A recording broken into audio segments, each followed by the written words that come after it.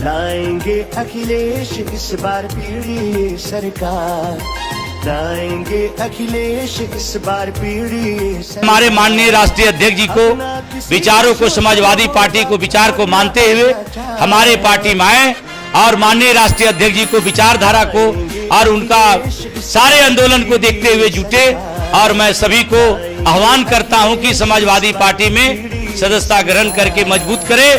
जय समाजवाद, जय अखिलेश। आइए समाजवाद से जुड़िए, समाजवादी बनिए।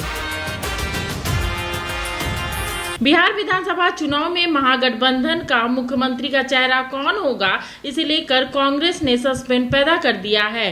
कांग्रेस के नेताओं की ओर से तेजस्वी यादव के सीएम चेहरा होने को लेकर स्पष्ट जवाब नहीं दिया जा रहा है।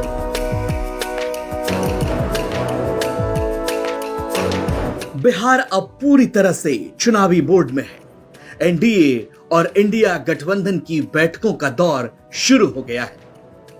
इंडिया गठबंधन भी अब एक्टिव नजर आ रहा है।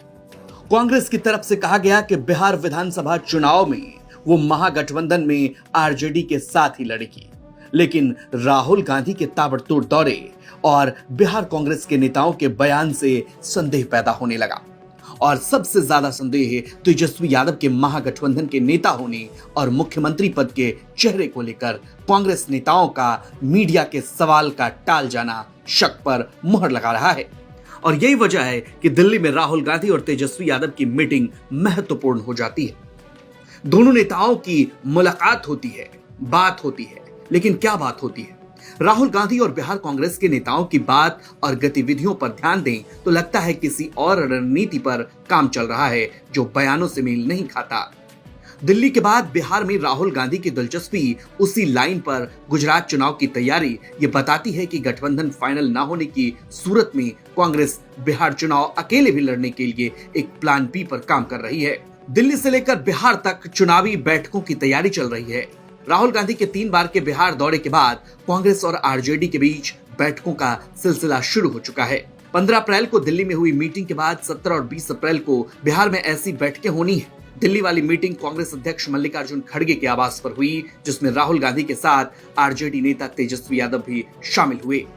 महागठबंधन की औपचारिक बैठकों का मकसद सीटों के बंटवारे के साथ चुनावी रणनीति पर विचार करना और अंतिम रूप देना है। जानकारी के मुताबिक 17 अप्रैल को प्रस्तावित बैठक में कांग्रेस के बिहार प्रभारी कृष्णा लावरू, बिहार प्रदेश अध्यक्ष राजेश राम, विधायक दल के नेता और आरजेडी की तरफ से तेजस्वी यादव, मनोज झा के अलावा सीपीएम, सीपीआईएमएल के नेता भी शामिल होंगे और आगे की रणनीति तैयार की जाएगी। ऐसे में 20 अप्रैल की मीटिंग में सीटों के तालमेल के साथ महागठबंधन के कॉमन मिनिमम प्रोग्राम पर सहमति बनाने की कोशिश की जा सकती है।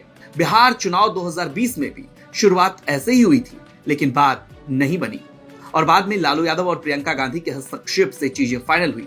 तब कांग्रेस 70 सीटों पर चुनाव लड़ी और उन्हें महज 19 सीटों पर जीत हासिल हुई। कांग्रेस के स्ट्राइक रेट से तेजस्वी यादव गुस्से में थे और राहुल, प्रियंका आरजेडी नेताओं के निशाने पर।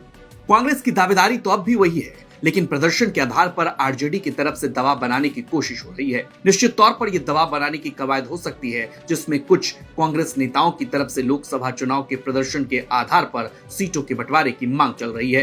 कांग्रेस नेताओं के साथ मीटिंग खत्म होने के बाद तेजस्वी यादव ने कहा कि बातचीत अच्छी हुई है और तेजस्वी यादव का यह बयान कांग्रेस और आरजेडी के साथ मिलकर चुनाव लड़ने की संभावनाओं को मजबूत बता रहा है। हाँ, मीटिंग तो अच्छी हुई। सुबह सब लोगों से बात हुई, सब पत्रकारों से, और सब राष्ट्रीय अध्यक्ष जी से भी, लालू जी से भी मुलाकात हुई है। सब लोग मिलकर कांग्रेस के साथियों के साथ, राहुल जी हो, खड़गे जी हो, प्रभारी हो, सब लोग बैठे थे हम लोग। बेशक कांग्रेस और आरजेडी की बैठक में बातचीत अच्छी हुई हो, लेकिन जब तक महागठबंधन के नेता के नाम पर सहमति नहीं बनती, सारी कवायद बेकार मानी जाएगी। महागठबंधन का नेता ही मुख्यमंत्री पद का चेहरा होता है। 2015 के चुनाव में नीतीश कुमार को महागठबंधन का नेता बनाया गया था। चुनाव जीतने के बाद मुख्यमंत्री भी वही बने। 2020 का बिहार चुनाव महागठबंधन तेजस्वी यादव के नेतृत्व में लड़ चुका है, जिस प्रेस कॉन्फ्रेंस में तेजस्वी यादव के मुख्यमंत्री पद के चेहरे की घोषणा हुई थी। राहुल गांधी भी मौजूद थे, लेकिन इस बार कांग्रेस नेताओं के बयान से लगता है कि इस मुद्दे पर दोनों दलों के बीच मामला फंस सकता है। निश्चित तौर पर महागठबंधन में सीटों का बंटवारा भी काफी महत्वपूर्ण है, लेकिन सबसे बड़ा पेच तो नेता पर ही फंसा हुआ है और जब तक कांग्रेस की तरफ से सार्वजनिक तौर पर तेजस्वी यादव के नाम पर मोहर नहीं लग जाती, सारी बातचीत शक के दायरे में समझ जाएगी। आदिवासी समाज के संघर्ष की कहानी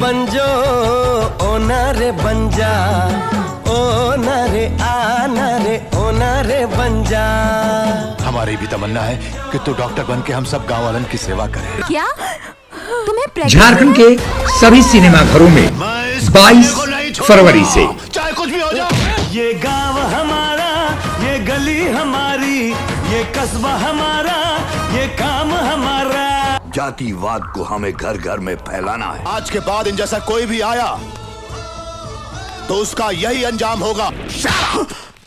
It's not question of good and bad. It's a question of win and defeat. ये धरती हमारी।